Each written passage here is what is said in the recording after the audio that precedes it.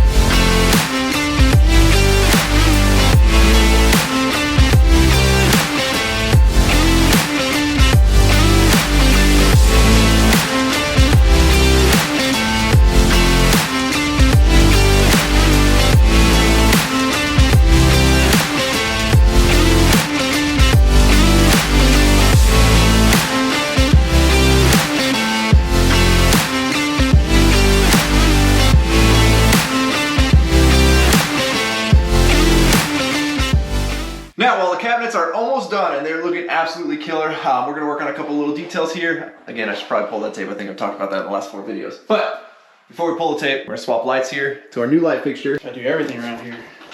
We'll get this old light fixture taken off.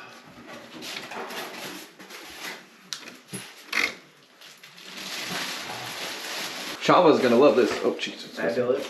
You like it? Fabulous. Look at that crystal. There you go. That's genuine crystal, dog. Let's get this bracket off.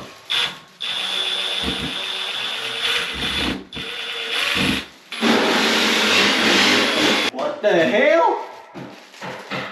Are you here for the open house? Snow? Yeah, I'm looking, me and my family are looking to move in. Okay.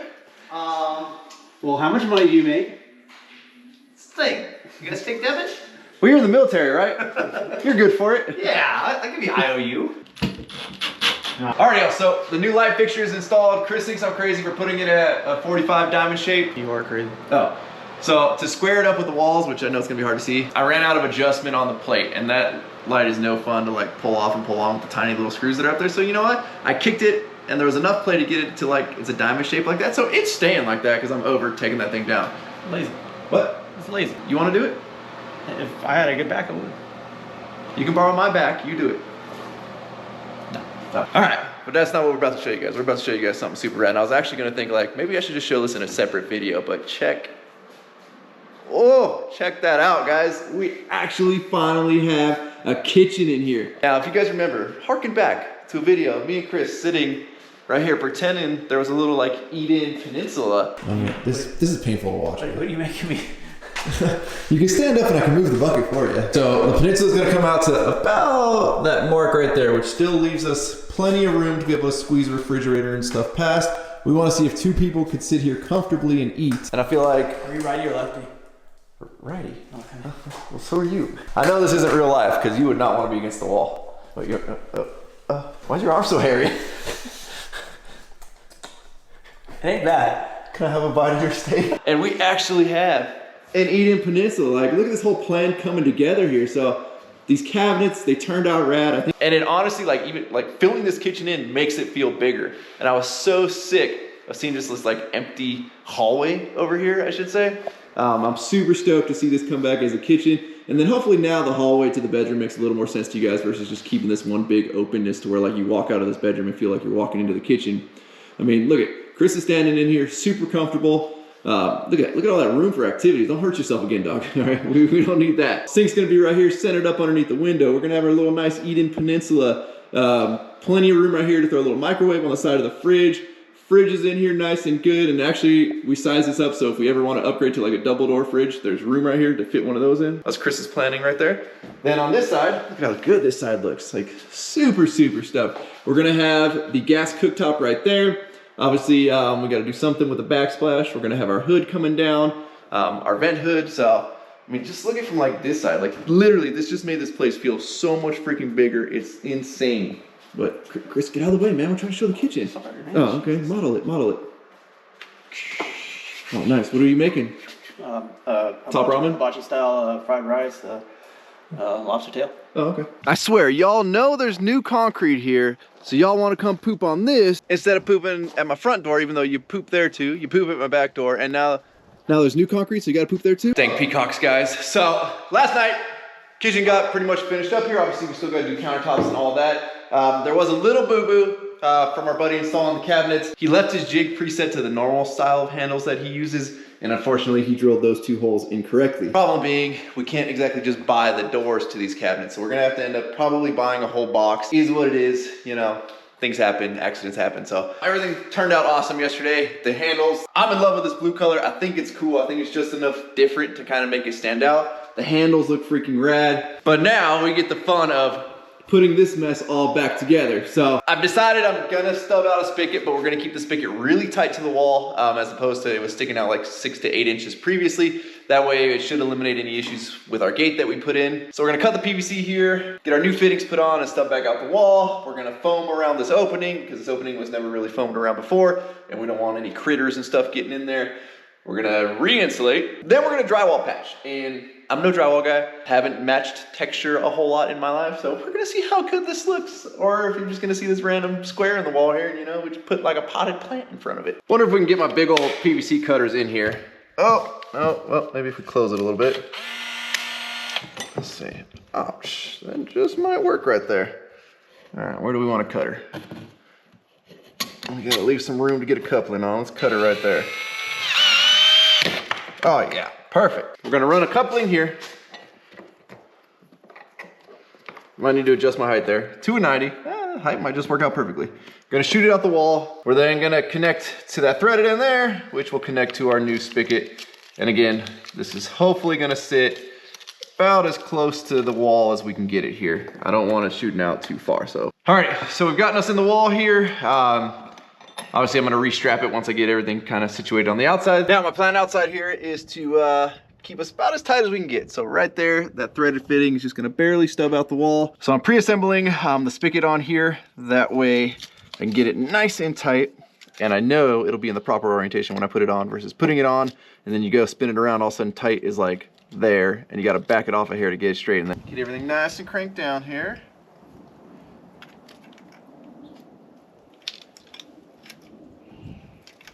No more leaks.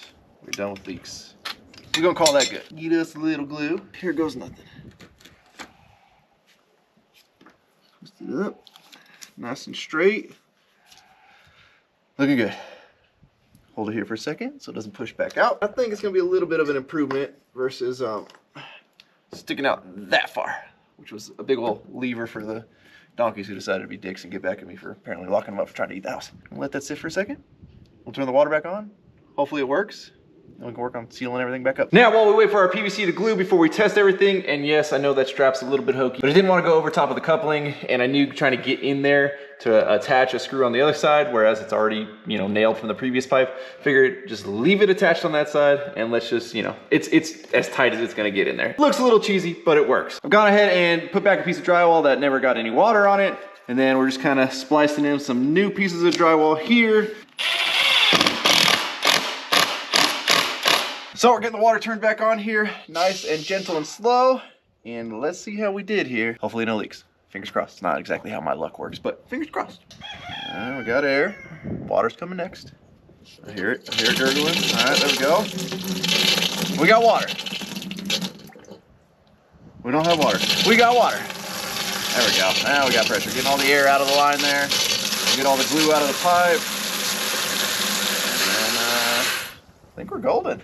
Let's go check inside, see if we got any leaks. Feels like we are good to go, guys. I'm gonna leave it open here just for a few seconds longer, just to really make sure once it's got full pressure, everything's built up, we're good to go. We got our bottom all screwed off there, so that's dialed. All we gotta do is put our piece back in right here, and well, a little insulation first, then put our piece back in, and then we get to try our hand at matching some drywall. All right, so we are re-insulated here. I got spray foam that I'm gonna spray from the outside, that way I can kind of keep an eye on how the foam expands outwards and doesn't end up just like slopping all over the stucco, which means we can go ahead and put this piece back on now. We'll worry about the spray foam here after the fact. So I'm just gonna slide a little scrap piece of plywood here into the back to use as backing. Thankfully, we're kind of right on a stud here, so this side's good to go.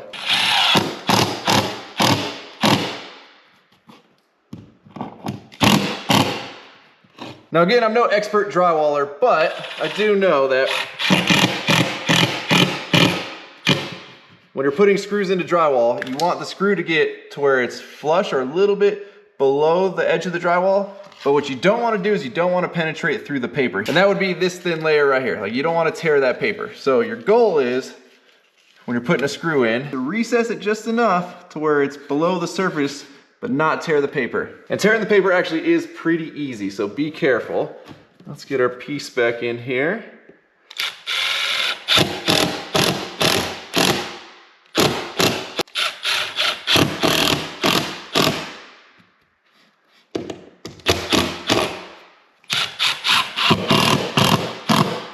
Alrighty, y'all, we got plenty of screws in that bad boy. She is not going anywhere. There's nothing more infuriating than companies putting stickers on something that is like, this sticker's meant to come off, but they put the cheapest, crappy laminated paper stickers. They do the same thing on wood, which is even worse. But like, really guys, like, step it up. What's it gonna cost you? An extra 1/10 of a cent to make a better sticker that actually comes off. Now this is just gonna hold mud and whatever. I had to scour the shop today to try and find my drywall tools, because if you guys remember, we had to chase around Dedic and patch drywall at the shop. So a lot of the tools went missing, but luckily it's not gonna take a whole lot here. Scrape off any loose pieces. So we're gonna use a little fiber tape on here to seal up this seam.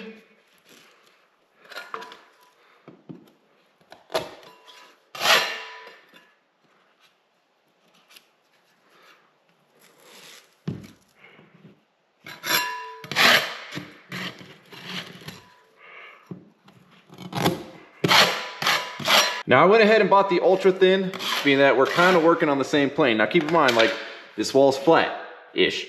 Anything we add to it, you're building up layers and layers and layers. So you put some tape on there, there's a layer. To hide that, you kind of got to spread your mud out kind of far, because you're trying to basically float this new elevation out over a span here. That way you don't just see like this weird hump in the wall.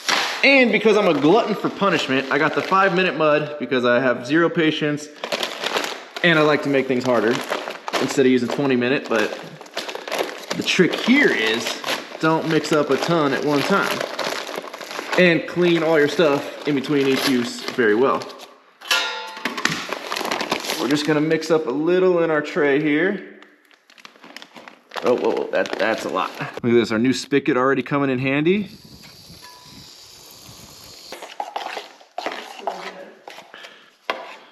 All right, y'all, let me pretend like I know what I'm doing here.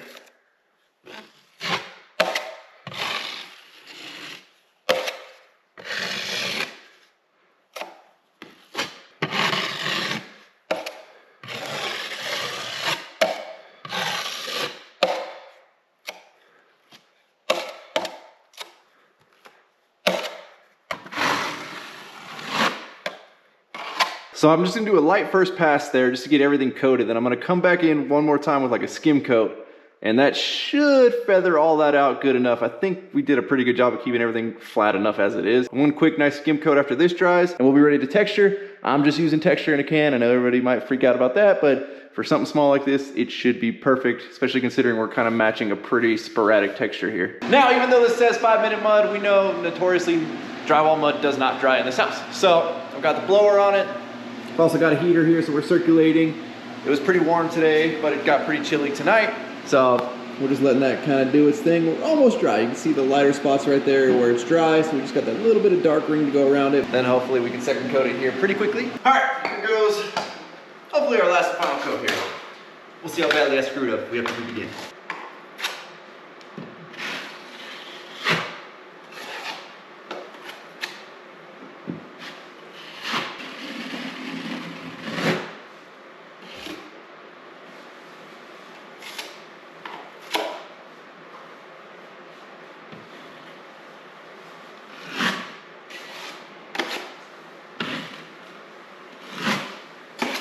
And I think we're gonna be pretty golden with that last coat right there. Everything is about as flat as we're gonna get it. Keep in mind, none of these walls are very flat, all the existing walls, so pretty happy with how that turned out. So again, we're gonna wait here for the 5-minute mud to take 45 minutes to dry, and then we just might be able to texture tonight. She is about as dry as she's gonna get here, so just running around with a sanding sponge now. We're just getting her, ooh, that is not a pleasant sound. We'll use that side.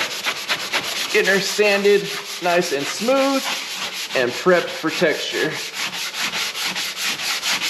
I just gave the wall a quick wipe down to get all the dust off with just a little light damp rag.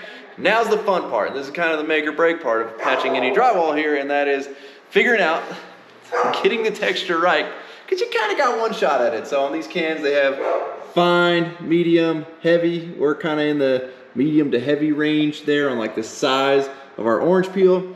So I'm gonna go practice on a couple of pieces of cardboard outside and see if we can't get this dialed in and hopefully blended to where, you know, everything looks okay. See if we can, oh yeah, that's not good, there we go. All right.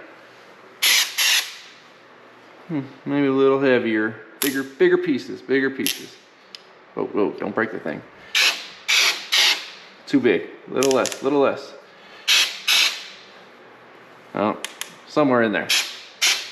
Gonna have to go sporadic with it. It's not real thick texture on the wall here. It's just like real lightly splattered. So it's probably gonna go about that route right there. Maybe we'll shrink them down a little bit. No turning back.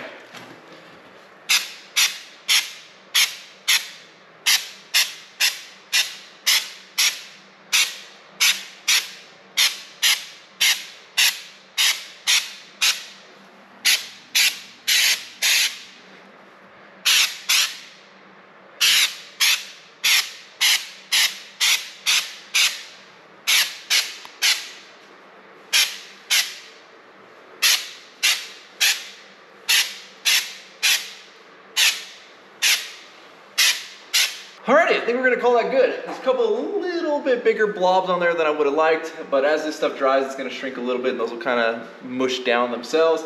If they're a little too big and too high, we can always hit them with a sanding block and sand it back down, but I'm gonna let this sit here, tack up, dry, and see if we need to do another coat just to kind of blend it. Obviously, you wanna take it a little further than your patch and blend it into some of the other part of the wall, but it looks halfway decent. I'm gonna let this dry for a little while here. Come in, gotta go primer, then we gotta go paint. Then hopefully we only got to paint like so far on this wall and it matches. Thankfully, all this paint is brand new. If this was like a couple-year-old paint, you'd probably be painting this entire wall to try and get that paint to actually match, but I think we did a halfway decent job here, you know, considering drywall finishing, not in my repertoire at all, but you never know until you try. So with that, we're gonna wrap up as always. Thank you guys so much for watching. If you're not subscribed already, please click the subscribe button now so you don't miss any new future content. Don't forget to give this video a like, a thumbs up. Don't forget to check out workforapparel.com because if there's anything you want in this life, you gotta be willing to work for it. You guys are the best. Oh, and if anybody wants any donkeys, just let me know. I got 7 available. Careful, they break your stuff. I'm out. Damn.